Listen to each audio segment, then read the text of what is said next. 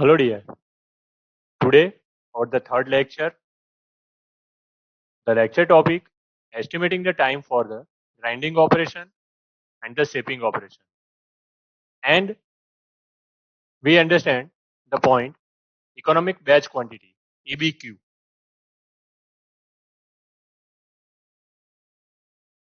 So today objective grinding operation. In the grinding operation, we will study the surface grinding and the cylindrical grinding. Then we study the shaping operation. Then we can fully understand the terminology associated with the cost estimation in various shop. The last point is economic batch quantity. Today we learn the grinding operation time. Grinding is the process of metal removal by abrasion. There are mainly two different processes. तो grinding is a one type of process. वो क्या करती है कि abrasive material को use करके किसी भी मेटल के ऊपर से मेटल जो रिमूव करती है और जो सरफेस फिनिश क्लियर करती है.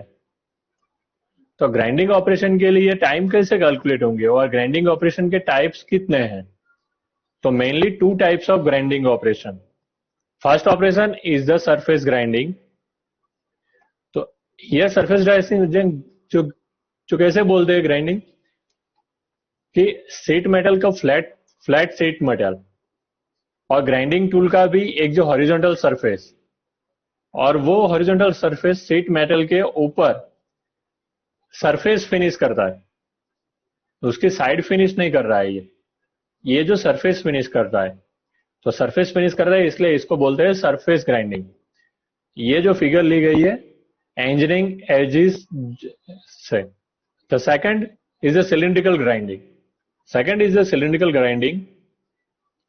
एंड द सिलिंड्रिकल ग्राइंडिंग में कैसे होता है? तो the word is the cylindrical.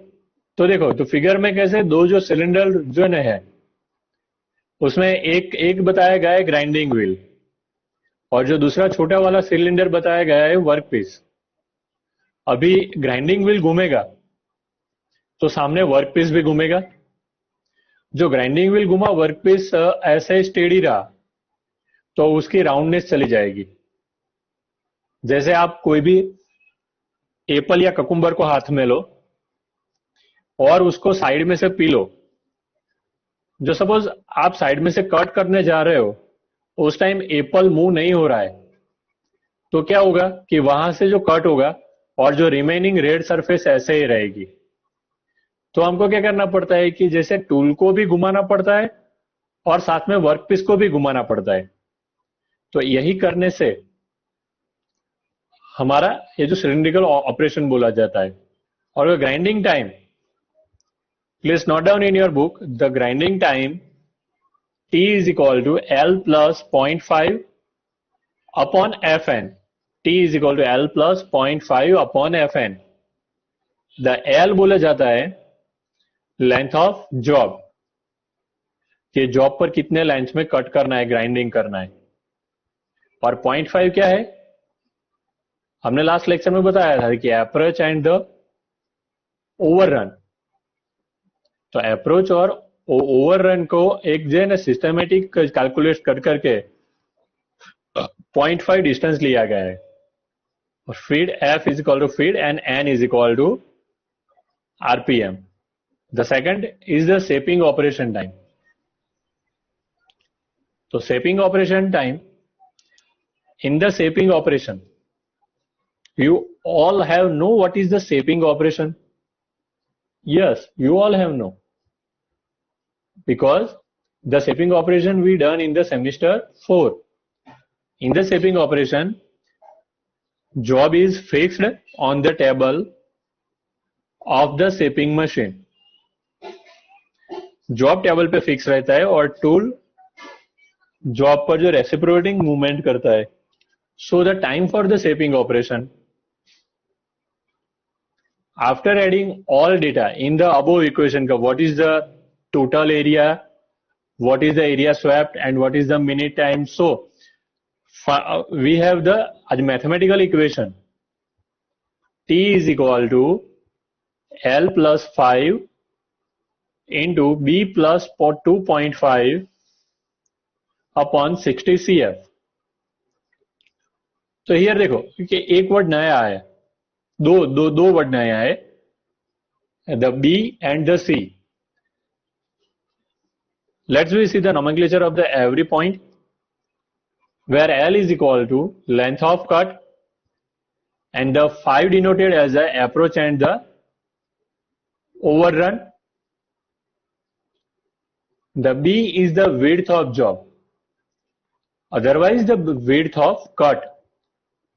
मानो कि टोटल विड्थ दी गई है 10 सेंटीमीटर, तो 10 सेंटीमीटर की विड्थ और लेंथ ऑफ कट है 8 सेंटीमीटर, कि पूरी की पूरी सरफेस को शेपिंग करना है तो 10 by 8 कर देंगे तो 8, ओके, तो total area to be swept 80। But suppose 10 centimetre से हमको 2 सेंटीमीटर ही कट करना है, तो length of cut plus 5 and the b बोले width of cut, the c is equal to cutting speed, the f is equal to feed. So next, terminology associated with the cost estimation in various shops. The first, production operation time.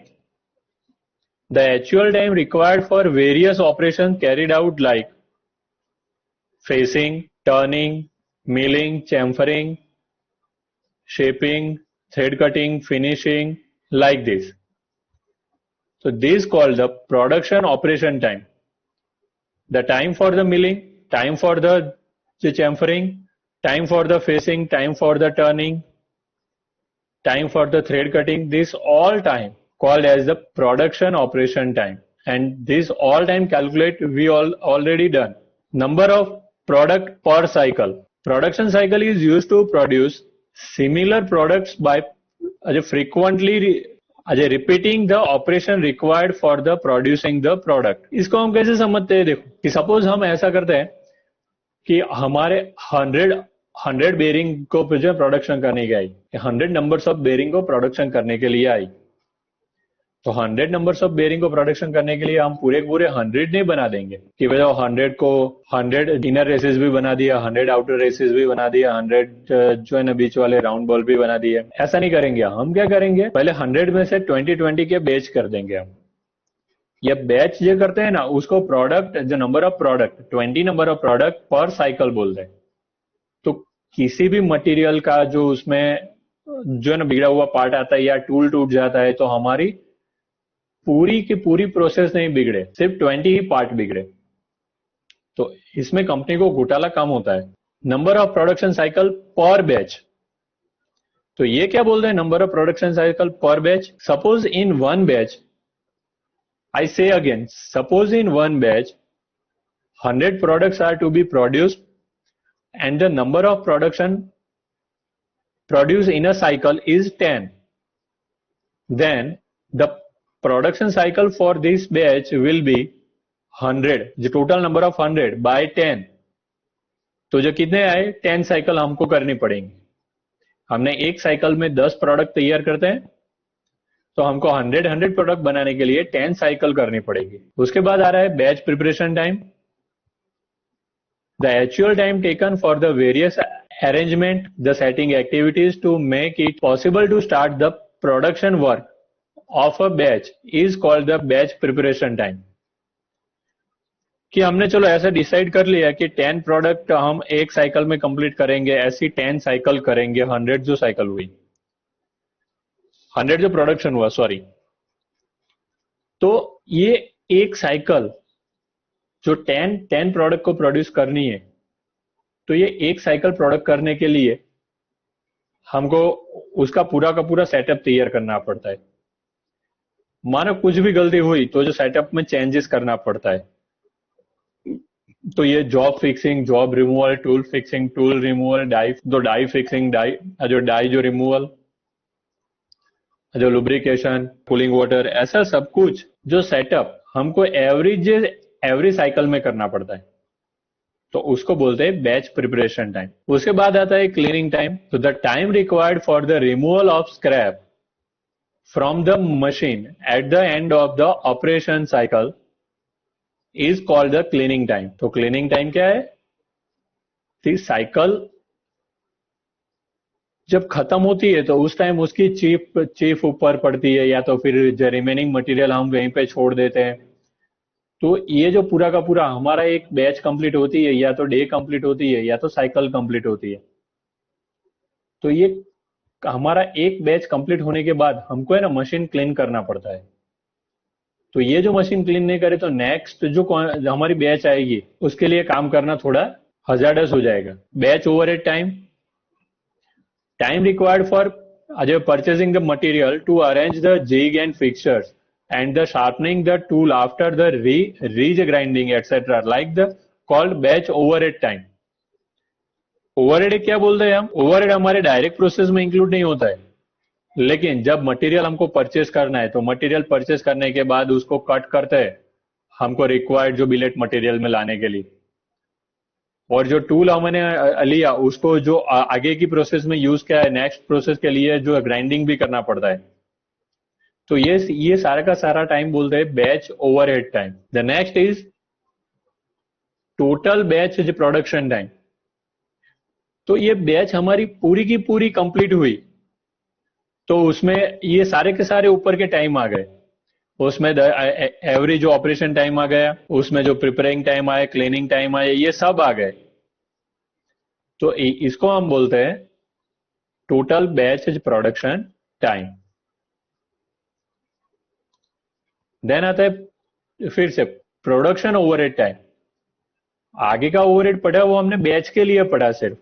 यहाँ सारे के सारे batch आ गए, सारी cycle complete हुई, उसके लिए जो हमारे लेबर थे, उसके हमारे सुपरवाइजर थे, एडमिनिस्ट्रेटिव स्टाफ था, ये सबके लिए जो भी ओवरहेड टाइम होता है वो जो ओवरहेड टाइम आया. द नेक्स्ट आता है economic batch quantity. It is the batch size when the product is to be produce in large quantity then it can not be produce in one single batch. मैंने अभी बोला कि 100 numbers of bearing create करना है तो हम जो single batch में कंप्लीट नहीं करेंगे उसको हम कट करते हैं, अगर 10 या 20 में कंप्लीट करते हैं. इसको बोलते हैं economic batch quantity. So therefore it is found out that how much quantity is to be produced per batch. तो हमने जो बोला ना 10 पीस ऐसे ही बोल दिया कि हम ऐसे 10 बेरिंग एक साइकिल में कंप्लीट कर दे, ऐसा नहीं होता है. उसका भी एक जो है ना फॉर्मूला लगता है. आज जो कंपनी में बैठते हैं तब, so that product can be manufactured economically. कि 10 पीस बिगड़ते तो चलता है, 100 पीस बिगड़ते तो नहीं चलता है. Economic batch quantity, there is two types of batch quantity. One example of the cost increase. देखो cost increase with increased batch size. तो batch size जब increase होती है तो cost भी increase होती है, और the cost reduce with the increased batch size.